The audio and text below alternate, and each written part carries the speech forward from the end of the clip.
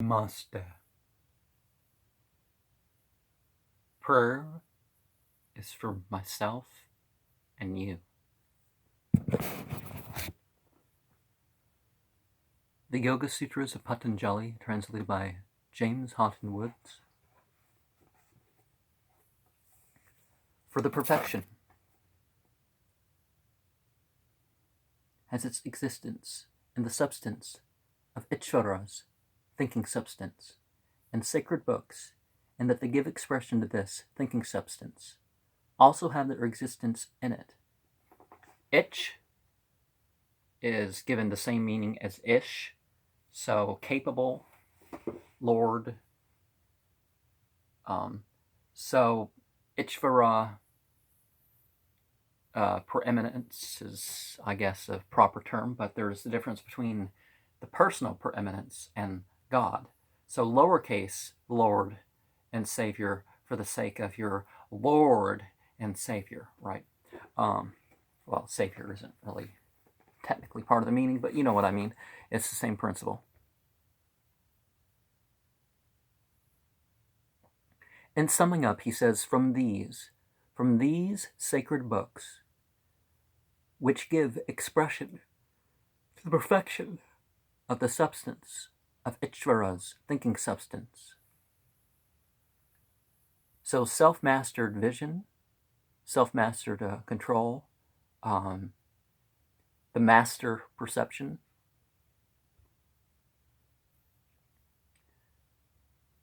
This proves to be true, that it is known that since the object, the saya, the sacred books, is the distinguishing character of that to which the object refers, the sayan, the Ishvara, because obviously the scriptures are supposed to be from God.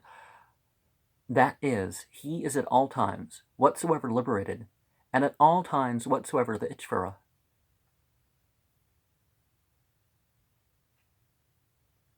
You know, you become higher than the Lord, then you become higher than the ruler of the land when you truly surrender to the ultimate Ishvara. Having thus distinguished him from any other self, he distinguishes him from any other Ishvara, also by saying, now this his. He describes being altogether without anything excelling it, in the words for to begin with. Why is this? The reply is, whatever, very. For what reason is this preeminence altogether free from everything that might excel it? He replies, therefore, that wherein, in other words, as applied to those who have not reached the uttermost limit, the term preeminence is only a figurative expression. He describes the state of freedom from anything equal to it by saying, nor again equal to his, which is unhindered volition. By failure in this, a man becomes inferior, or if there be no inferiority, then it would be that both fail in their wishes, for no effect would occur, or if it did occur, the effect of the two wishes simultaneously would be perceived to have the logical mark, samalingita, of the two contradictory qualities. Alluding to this, he says, and two. However, the intentions of the two are not contradictory. And for the preeminent quality, each varatva is attached to each, then what need of any others? Because then the intention could be accomplished by a single preeminent ichana alone.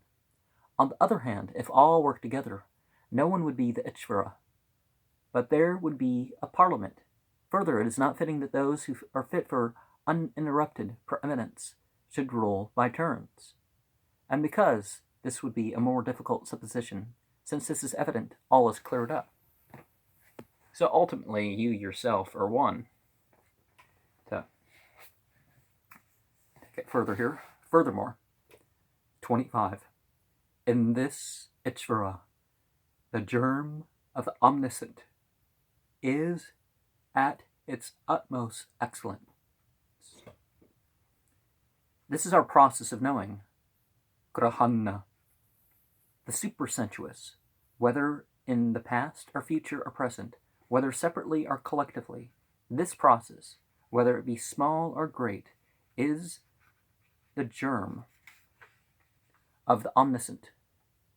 He verily, in whom this germ, as it is, increases progressively, reaches its utmost excellence, is the omniscient. It is possible for the germ of the omniscient to reach this uttermost limit, for it admits of degrees in excellence, as in the case of any ascending scale. He in whom the limit of thinking is reached is the omniscient, and he is a special kind of self. If you object that this argument would prove the omniscience of Buddha or Jinnah, there would be this reply: an inference, exhaust, upakshaya, its forces in bringing a genuine proposition to conclusion, but it is powerless to prove a particular instance. One of the things that we find happening is that the names, there can be confusion because the same name will be used for God as an individual, but an individual will be in the limited sense, but in God will be the other sense, the unlimited, unformed, obviously the forms limit. An unlimited essence behind it would be how these terms would be seen for God, but the context should make some of these clear, but obviously, we're going to have to arrive at a different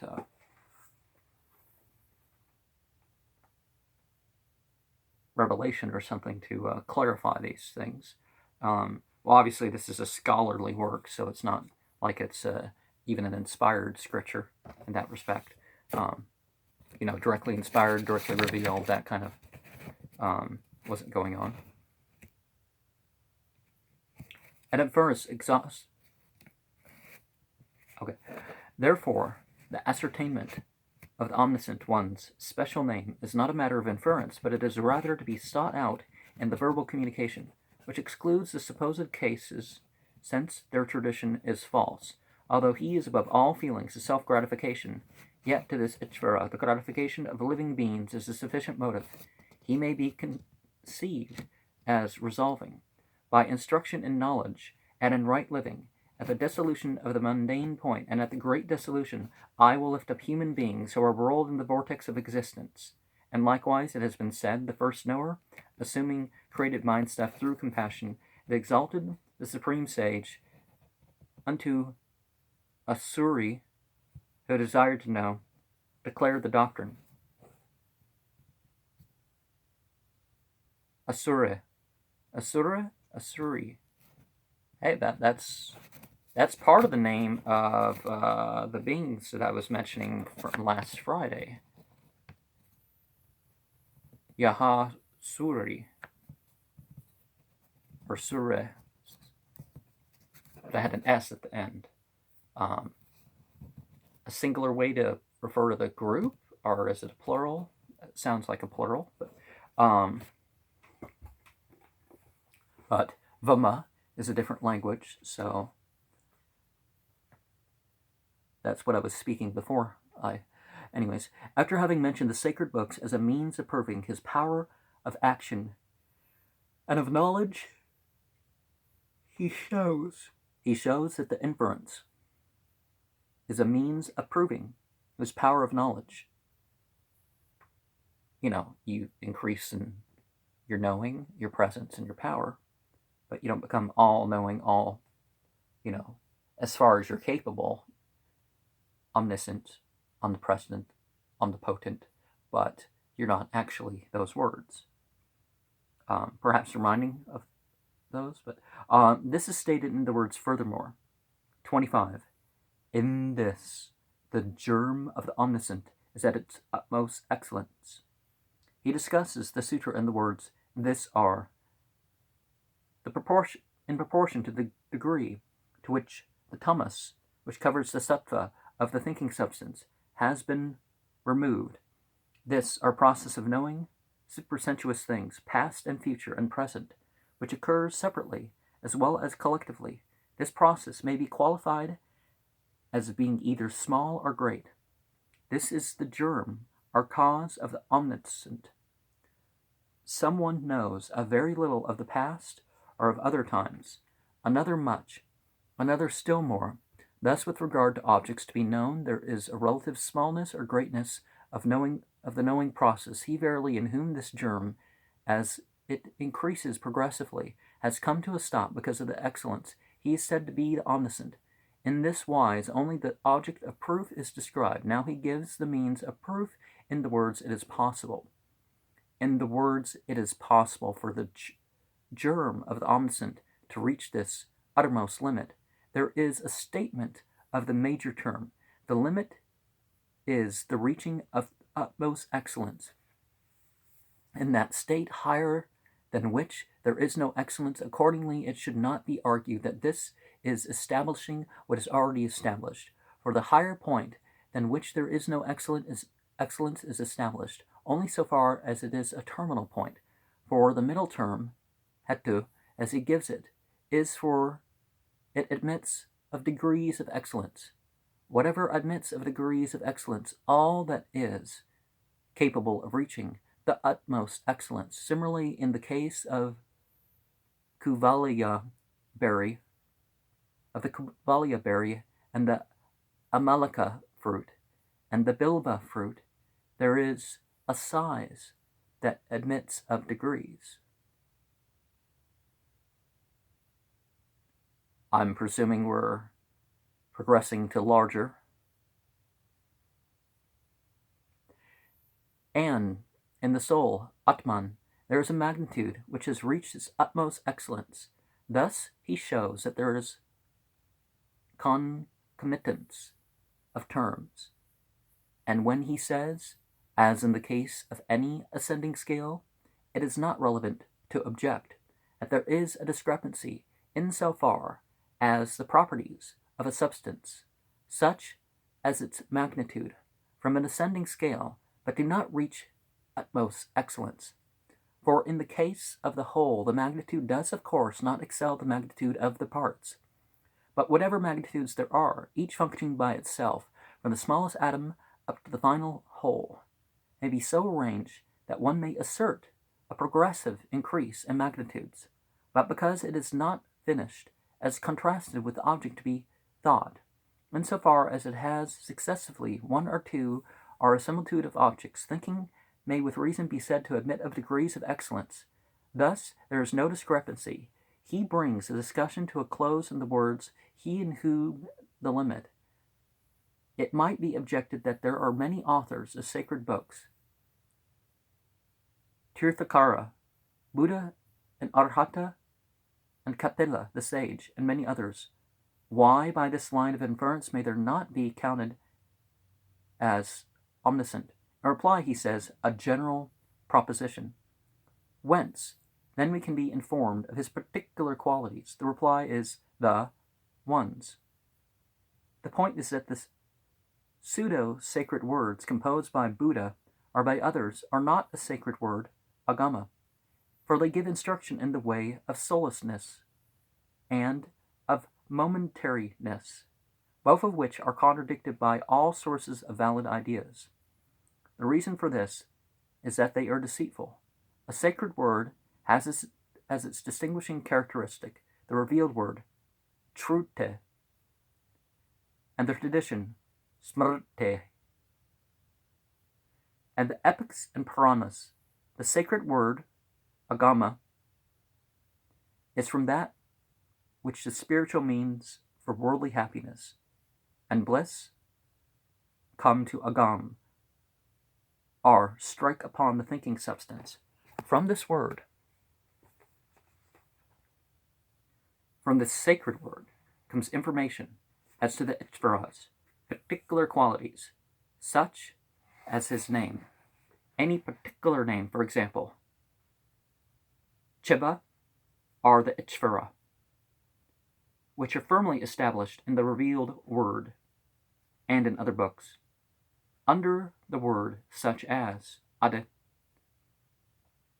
are included the six-partite nature and the 10 eternal principles as described in the Vayu Purana 12:32. Omniscience and contentment and limitless knowledge and freedom and ever unthwarted energy and infinite energy, these, the experts in the sacred ordinances tell us, are the 6 points of the all-pervasive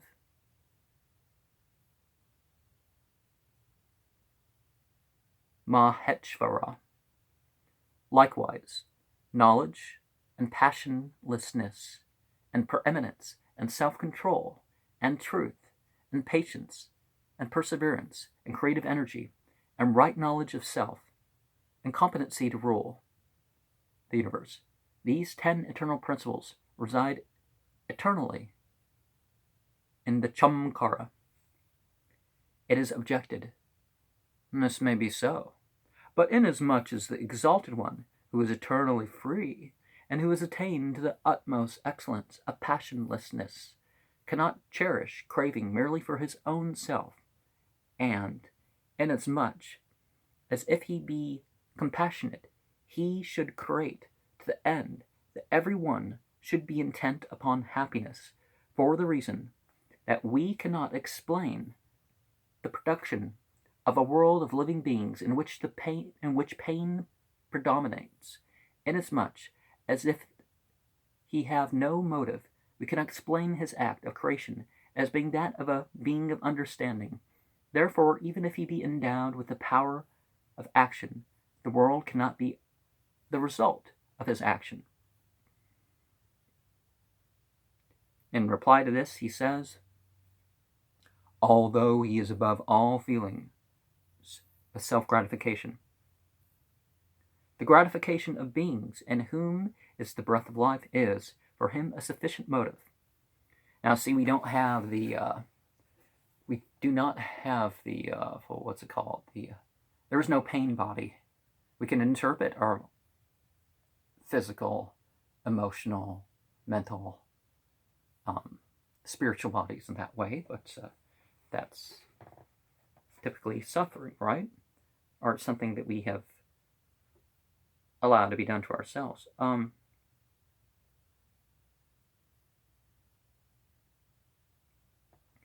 Now it is clear that the mind stuff ceases from the production of its 2 kinds of effects, the outer experience of the various kinds of things, and secondly, the discriminative discernment. Then it is that the self enters into its isolation. Accordingly, as a means to motivate this isolation, the compassionate Ishvara describes the discriminate discernment. According, although the Ishvara, with the help of merit and demerit, makes living creatures feel pleasure and pain, for the reason that the mind stuff has its task yet to fulfill. Still, he is not incompassionate. He tells of the way by which he makes known the discriminative discernment as it means in the words, by instruction, in knowledge, and in right living. Both in knowledge and in right living.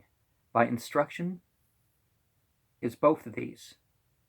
By the combination of knowledge and of right living, as a result of reaching full maturity of discriminative discernment, at the dissolution of the mundane period, that is, at the end of a day of Brahma, which at the time the world, with the exception of the heaven of truth, Satyaloka, vanishes, at the great dissolution, at which time there is the destruction of Brahma altogether, with the heaven of truth, world and the vortex of existence, that is, those merge in the primary cause, and therefore partaking of the pain of that cause up to the time of death. The word's dissolution of the mundane period is an expression on the part of the whole, for at other times also the Ishvara may be conceived as resolving, I will lift up human beings. In other words, human beings, by attaining to isolation, are lifted up. It might be objected that this instruction in knowledge and right living by one whose motive is compassion, is also well known to the followers of Kapila. In reply to this, he says, and likewise it hath been said. In this sense, it hath been said by Panchachika, the master, Acharya, the first knower, different sort of master than Ishvara, sort of a spiritual master, a human guide.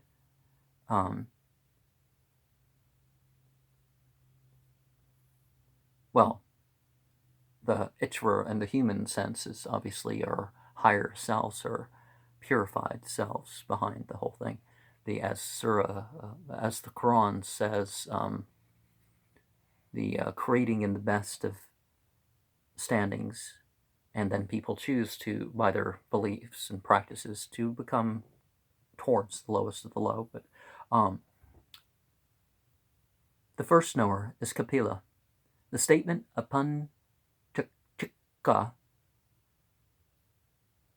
the master with regard to the first knower, applies to the first teacher and the succession of teacher and disciple to which he belongs. And the first teacher was the first liberated, but it does not apply to the supreme teacher who is free from time without beginning, of those who were the first liberated, and of those other knowers who were at other times liberated. Kapila is for us the first knower and the first liberated, and it is he that is the teacher, but not from time without beginning, for it is revealed that even Kapila attained to knowledge by the favor of Maheshvara only. Just as soon as he was born, he who we call Kapila was accepted as being the fifth incarnation of Vishnu. It might be objected that Hiranyagarbha is the self-existent, and thus he would be the first knower, for it is revealed in the Veda that he was the firstborn, and that he also acquired Samkhya and Yoga. The reply would be that this same Ishvara, the first knower, and the self-existent Vishnu, is Kapila, but he is the Ishvara of those descended from the self-existent. That is the point. So when there's a prophet figure, or even a sage that really lives out the path, people start to say, oh, it's an incarnation of God. It's like, well, no, it's the Ofin Logos. Ofin Logos is the, the one that lets us know about God as the performer of action, God as the energy, God as the provider of space, as I said in another series. This same Ishvara is 26. Teacher of the primal sages, also forasmuch with him there is no limitation by time. No one doubts that the primal sages are limited by time. Well, certainly people do. That's why we have the fanaticism of churches of one type or another.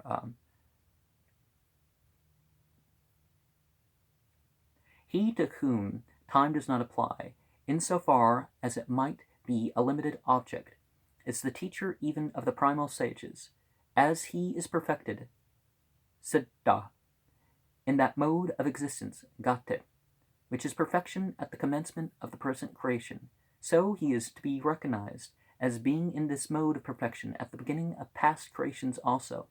He now states the distinction between the Ishvara and such beings as Brahma by saying, this same Ishvara. These words, this same Ishvara, form the transition to the Sutra. 26. Teacher of the primal also, forasmuch as there is no limitation by time. He explains the sutra in the words, no one doubts that the primal. Time, however, a period of 100 years or some other period, does not apply. That has no reference to him so as far as it might be a limiting object, that is, limiting motive. The mode of existence of perfection is the attainment of perfection. This is to be recognized as coming from the sacred word, such is the inner meaning. 27. The word expressing him is the mystic syllable, pranava. The Ishvara is the object expressed by the mystic syllable. Is the expressiveness of this syllable the work of ordinary usage, samkata, or is it permanent and self-manifesting, like the relation of the light to the lamp? The relation of the thing to be expressed to the expressive word is fixed. But the usage, as determined by the Ishvara, declares this its fixed meaning. Thus, the actual relation of father and son is permanent, but the verbal statement that man is this man's father is suggested to the mind by usage. And the usage with regard to the relation between the expressive words and things expressed is made by the Ishvara to serve with a distinct reference to the power of the expression which they had in former creations also. The authoritative sages maintain that the relation between a word and its intended object is eternal so far as the consensus sampratipate of successive generations of speakers is eternal. Is this same series of sutras, the exalted Ishvara, has been made known. Now, in order to make known the devotion to him, he tells of the word expressive of him. The word expressing him is the mystical syllable pranava. He explains that the explanation with the words the object expressed. On the point, he clears up the topic by setting forth consideration the opinion of others. This he begins by asking, is the expressiveness is ability to give information, for to others it seems as if the relation between the word and the intended meaning is natural. And if this object intended is to be recognized as having an essence of such a kind when it comes to by usage of this word, then whenever that relation does not exist, that will not be manifested even by hundreds of usages. For when a water jar, which is capable of being made manifest by a lamp, is not there, then even with 1,000 lamps it cannot be made manifest. On the other hand, the word young elephant, karabba, made by usage to denote an elephant, varanna, evidently gives information with regard to an elephant. As a result of this, one might say that the expressiveness is made by usage only. After reflection as to whether the relation is accidental or eternal, he determines what the author's opinion is by saying is fixed. The import would be this: all words are capable of naming intended objects of all kinds of forms. Thus, the natural relation of them, i.e. of words, to intended objects of all kinds of forms is most surely fixed. The usage, however, is determined by the Ishvara, is both a manifester of the natural relation and a limitation, and this has a word of expressing it. When usage is determined by the Ishvara is followed, but the relation suffers corruption when the usage determined by the Ishvara is not followed. This is the distinction. It is that he states in the phrase, but the usage as determined by the Ishvara. He gives an example when he says, it is objected, a word which is the product of the primary cause. At the time of the great dissolution, it tends towards the primary causal state, and its expressive power would be resolved in primary matter.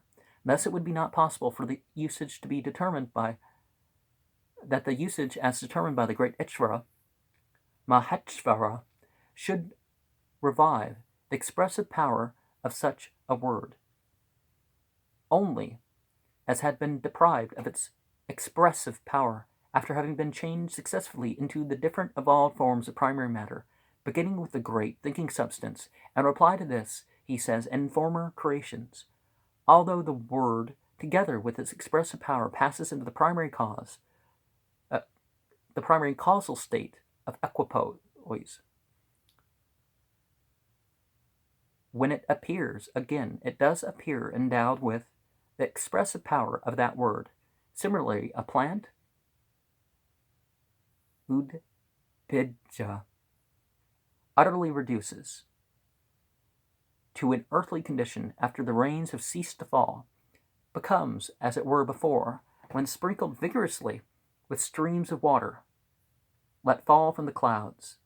Therefore the Exalted One makes the usage conform to the previous relation of the word to the intended object, accordingly, insofar as the consensus of previous creations, which is the same as the series of similar modes of expression, Vyavahara, is eternal.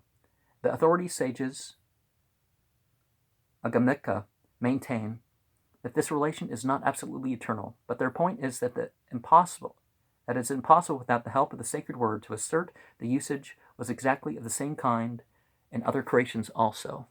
And I know where I'm going to end, don't I? So the little Ishvara, your true self that you're trying to become only, needs permission of the great Ishvara, the unlimited being, that of which you were representing some quality, right? Now by the yogin, surrender, submission, service, worship, whatever you call it, it's needed. Now by the yogin who has recognized the power of the word to express the thing. 28. Repetition of it and reflection upon its meaning should be made. The repetition of the mystic syllable and the reflection upon the Ishvara, who is signified by the mystic syllable. Then, in the case of the yogin, who thus repeats the mystic syllable and reflects upon its meaning, mind stuff attains the singleness of intent. And so also it has been said, through study let him practice yoga. Through yoga let him meditate on study. By perfection in study and in yoga, supreme soul shines forth clearly.